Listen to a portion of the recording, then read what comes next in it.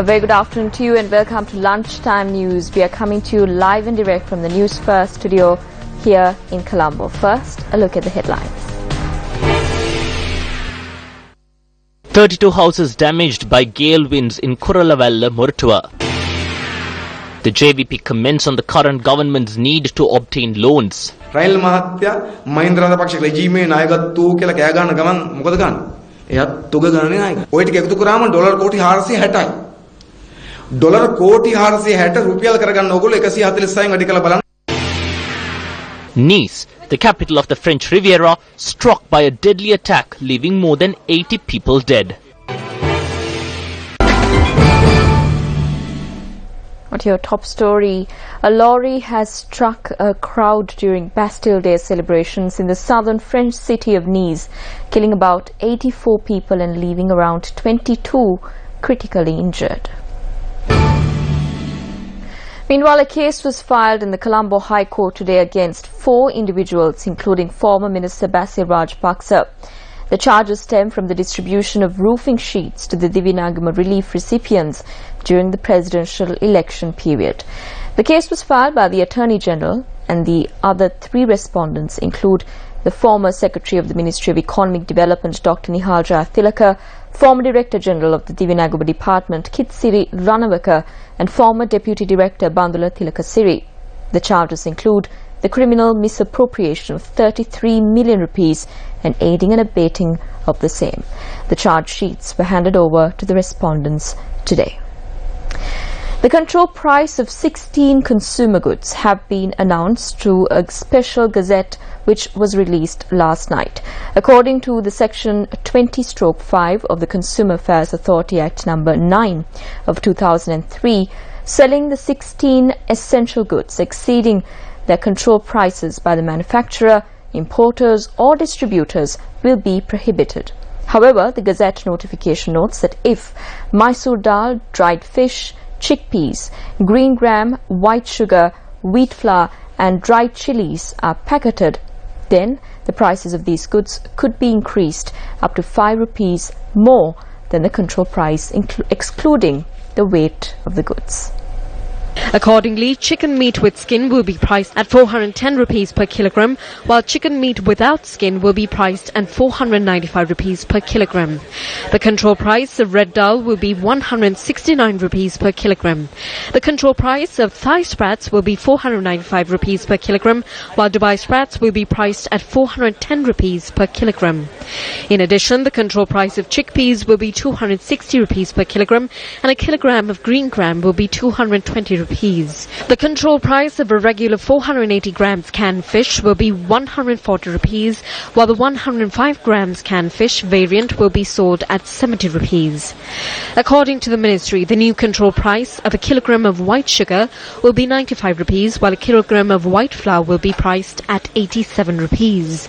The control price of imported full cream milk powder will stand at 810 rupees per kilogram, while domestic full cream milk powder is priced at 735 rupees per kilogram.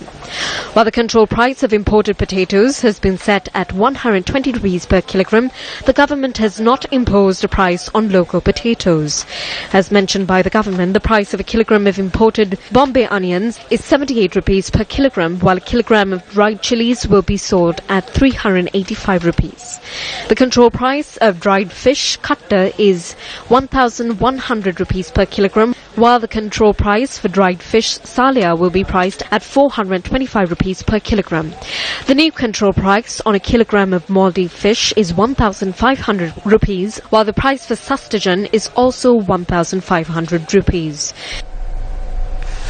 In more local news, the Disaster Management Centre said that 32 houses have been damaged by gale force winds in Colombo, Mortua. Assistant Director of the Disaster Management Centre, Pradeep Kodipilli, said that several houses have been destroyed by gale winds. He added that the damage caused to the houses is yet to be estimated. Several motor vehicles have also been damaged by the gale winds.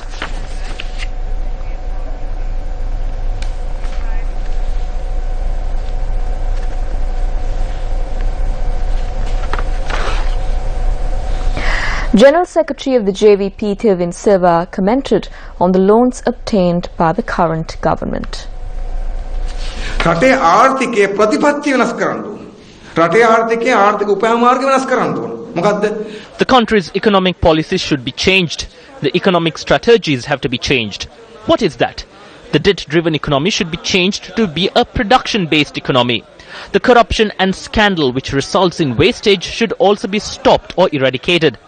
The benefits that is obtained by the local economy should be distributed among the people fairly.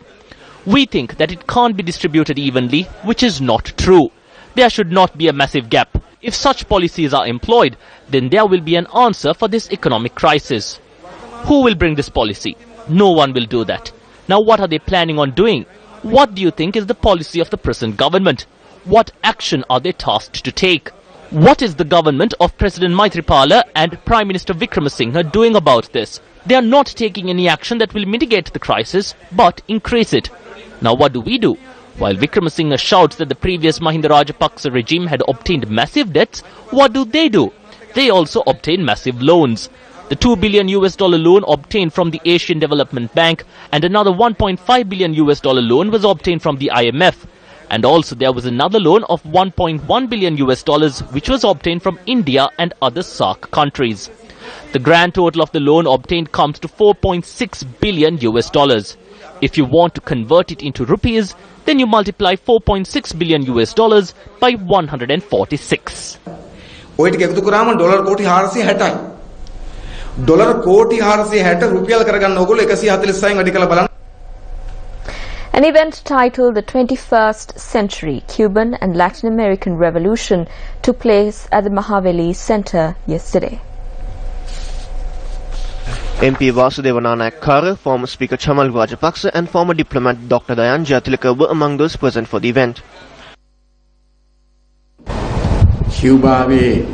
The Cuban revolutionary leaders like Comrade Castro entered the Cuban capital and took control of power. It's been over 50 years since Cubans achieved that victory, and today they have entered the socialist path amidst the various challenges.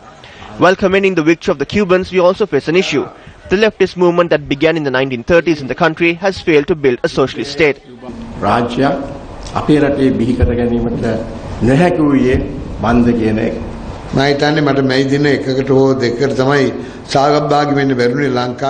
As I recall, I have not participated in only 2 May Day rallies. I did not participate in the recent May Day rally as I was given an opportunity to attend the Cuban May Day rally.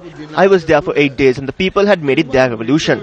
I need to emphasize on this. In addition, the Cuban revolutionary state is one that involves all the people. These were my observations. I witnessed the true image of the revolution. Equality is evident in that society.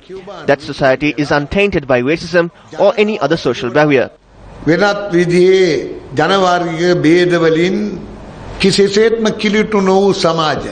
I am not calling to imitate Cuba. As a small nation, Cuba is respected internationally. There is massive influence on Cuba. We could have remained like that, not according to the Cuban model, but according to their way of politics. An event was held to felicitate employees at the Ceylon Tea Board in Colombo yesterday. The event got underway under the auspices of Minister of Plantations Navin Dissanayake. 53 employees who had served in the plantation sector for more than 28 years were appreciated through this event.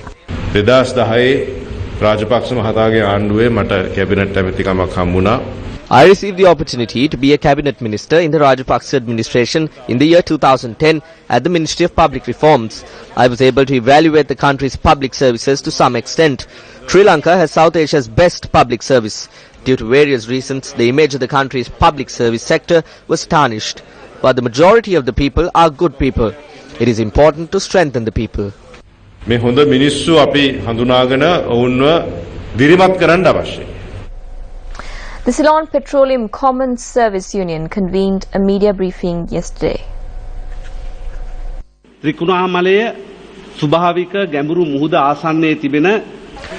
There is the China Bay Petroleum Storage Tank Complex.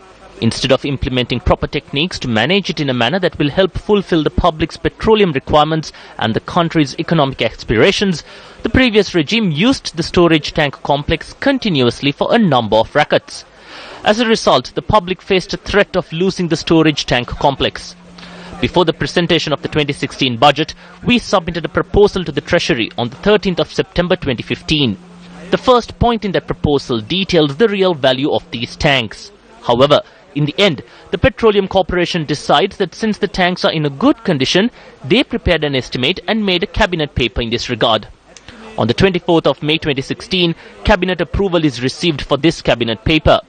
The Ceylon Petroleum Corporation has received power to function in accordance with the cabinet paper. According to that estimate, funds have been allocated from the budget and the Petroleum Corporation is all set to commence work. This is the unfortunate situation. When the Ceylon Petroleum Corporation was preparing itself to utilize its assets, the Prime Minister, through a special cabinet paper, makes the first cabinet paper invalid and takes steps to sign a bilateral agreement with another country in order to use these oil storage tank complex. As trade unions, are we supposed to be silent on this matter? Views were also expressed with regard to the Sabukaskanda oil refinery. The refinery is currently in a very dangerous condition. If even a small amount of oxygen enters the system through the heating pipes, a very large and catastrophic explosion could occur. If such a high-tech institution has not been upgraded for years, if the latest equipment has not been affixed, if safety regulations are not being followed, the people of this country will not be able to prevent another Salawa incident taking place here as well.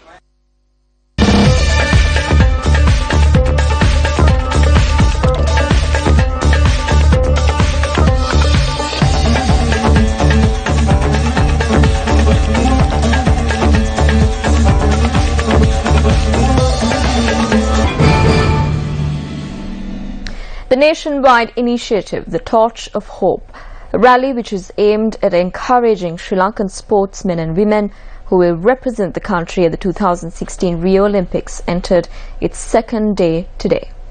The Ministry of Sports and the National Youth Services Council have also joined hands with the Capital Maharaj Organisation Limited and Newsfirst in this endeavour.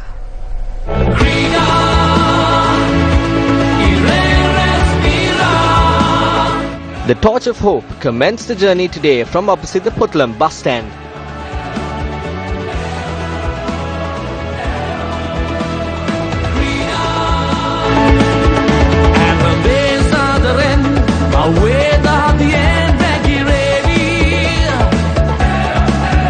Crowds in their numbers were present at the Puttalam bus stand to take part in the event. The event took place under the auspices of Puttalam Additional Divisional Secretary S.T. Veerasinghe.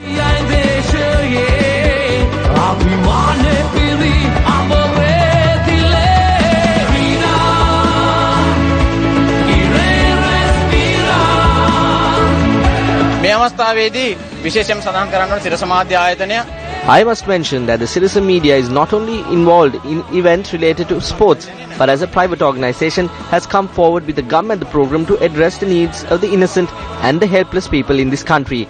We commend this endeavour carried out by your organization.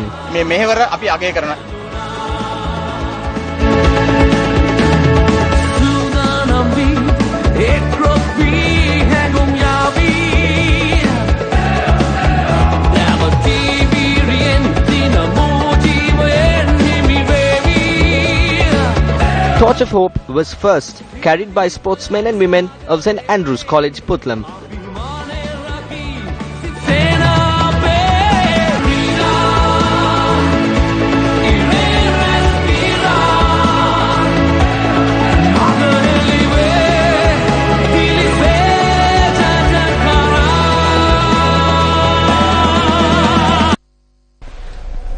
With Rio Olympics just around the corner, 9 Sri Lankan athletes will represent the country at the grandest sporting arena of them all, the 2016 Rio Olympics, with just 21 days to go for the competition.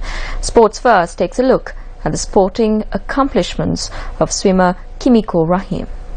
I remember in 2008 Olympics in Beijing, my sister Mayumi Rahim represented Sri Lanka at Olympics. No Sri Lankan swimmer had made the B qualifying time until Matthew Abhisinghe made it quite recently.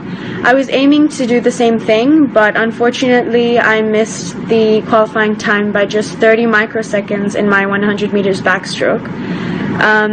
But I'm training hard now to try and make that qualifying time at Olympics and lower my national record and set new barriers for Sri Lankan swimming. So thank you very much. I hope I will make everyone proud at the Olympics. I will try my best. Well, that's a wrap of Lunchtime News. Remember to stay ahead. You need to stay close to News First. For that, you simply link to log on to our website www.newsfirst.lk. I'm Stephanie Lazarus. Your latest news update will come your way at 1:55. Good day.